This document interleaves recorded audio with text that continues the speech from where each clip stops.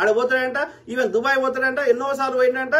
అక్కడ ఏది ఫుల్ అక్కడ మరి దుబాయ్లో ముస్లిమ్స్ కంట్రీ కదా, ఆడెక్కడి నుంచి వస్తాయి వీళ్ళకి అని నేను అడిగితే ఏమంటున్నారు, ఆడ కూడా ఉంటారు కదా ఇట్లా పోయిన వాళ్ళు.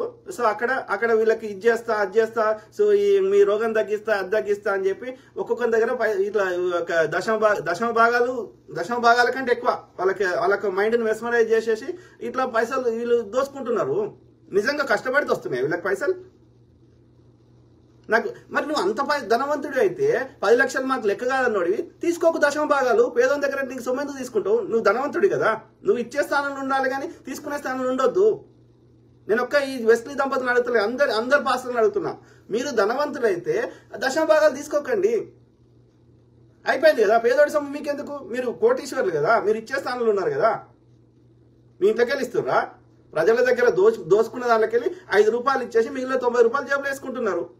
5 రూపాయలు ఇచ్చి మేమే ఇచ్చినామని చెప్తున్నారు, మేము చదివిపించినాం ఇది చేసినాం. మీకు వచ్చే డబ్బు ఎంత వస్తుంది? వాళ్ళ దగ్గర ఎంత దోసుకుంటారు? అలాకెళ్ళి ఎంత ఖర్చు పెడుతున్నారు లెక్క తీయండి. నేను ఒక్క భాషని దొంగ భాషని అంటలేను. సద్గురు గారిని తిట్టినా, డేరా బాబా గారిని తిట్టినా, చిన్నజీయర్ గారిని తిట్టినా, అన్ని మతాలు ఉన్నారు ఈ దరిద్రులు. కానీ మన పాస్టర్ పగడాల ప్రవీణ్ బ్రదర్ అట్లా లేడు. ఆయన సొంత పైసలు ఖర్చు పెట్టుకుంటే కానీ ఎవరి దగ్గర దశమ భాగాలు తీసుకోలే.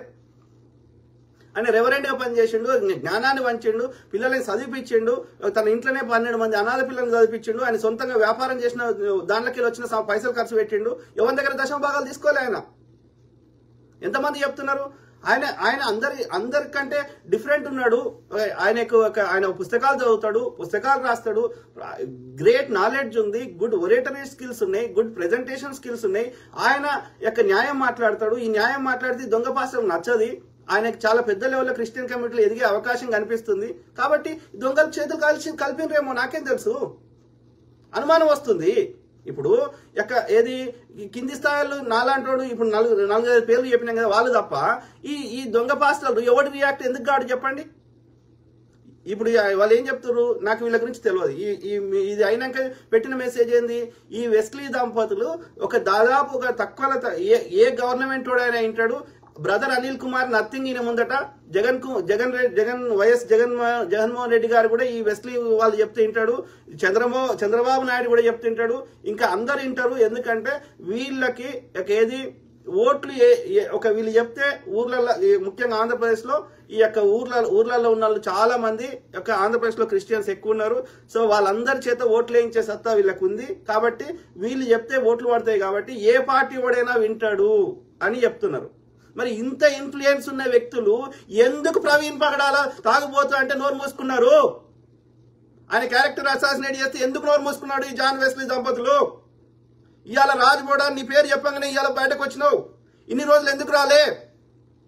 కల్వరి సతీష్ కుమార్ ఎందుకు మాట్లాడతలేడు? ఇంకా వేరే పాస్టర్లు ఎందుకు మాట్లాడతలేరు? ఎవడో కింది స్థాయిలు తప్ప. మరి అంత ఇన్ఫ్లుయెన్స్ ఉన్న మీరు ఇన్ఫ్లుయెన్స్ చేయండి, ట్రంప్ గారికి లెటర్ రాయండి. భారతదేశంలో మానవ హక్కుల హననం జరుగుతుంది, ఈ జాతి కొట్లాటలు జరుగుతున్నాయి అని ఆయన ద్వారా మీ ఇన్ఫ్లుయెన్స్ వాడండి. అన్ని దేశాల ప్రెసిడెంట్లకు లెటర్ రాయండి. ఇక్కడ మానవత్వం చచ్చిపోతుంది. ఇక్కడ మణిపూర్లో ఇన్ని మంటలు జరిగినాయి, మొత్తం క్రిస్టియన్ కమ్యూనిటీ గాలబెడుతుంటే ఏం చేసిండ్రు వీళ్ళు? నేను కోన్ కిస్కా గొట్టంగాడు మాట్లాడటానికి వాల్యూ ఏముంది? మీరు గొప్పవాళ్ళు కదా, కేసులు వేసే మీ జీలో దమ్ముంది కదా, ఏంటి కొట్లాడండి. మణిపూర్ సమస్య మీద, పాస్టర్ పగడాల హత్య మీద కొట్లాడండి. ఎందుకు నోరు మూసుకున్నారు?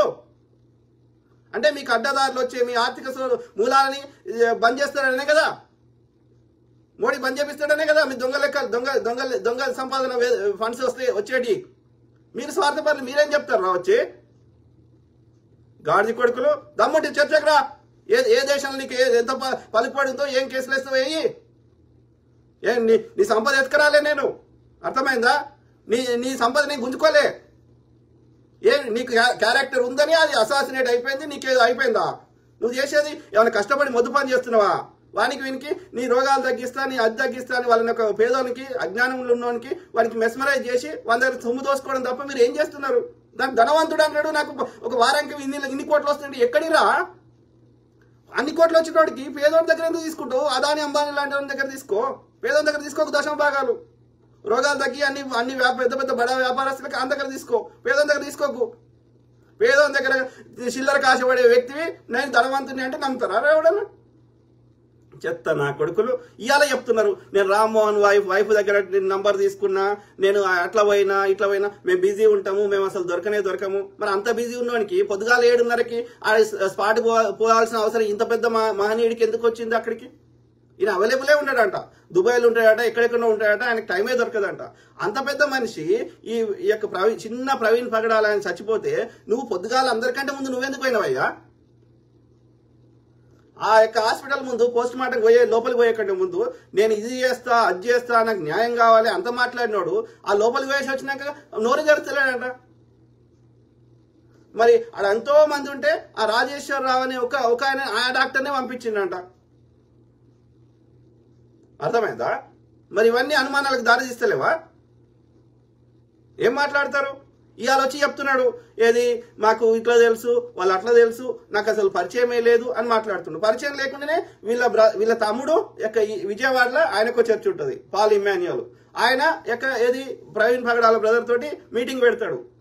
వాళ్ళ భార్య ఏం చెప్తుంది నిన్న బ్లెస్సీ వెస్లీ గారు ఆయన నన్ను కూడా స్టేజ్ మీద పిలిచిండు, కానీ నా భర్త స్టేజ్ మీద లేడని నేను పోలేదు. తర్వాత నేను అక్కడ పక్క కూర్చుంటే ప్రవీణ్ బ్రదర్ వచ్చి నాకు నమస్కారం పెట్టిండు అని చెప్తున్నది. మళ్ళీ వీళ్ళు ఏం చెప్తున్నాడు? జాన్ వెస్లీ ఆయన ఎవరో మాకు తెలియదని చెప్తున్నారు.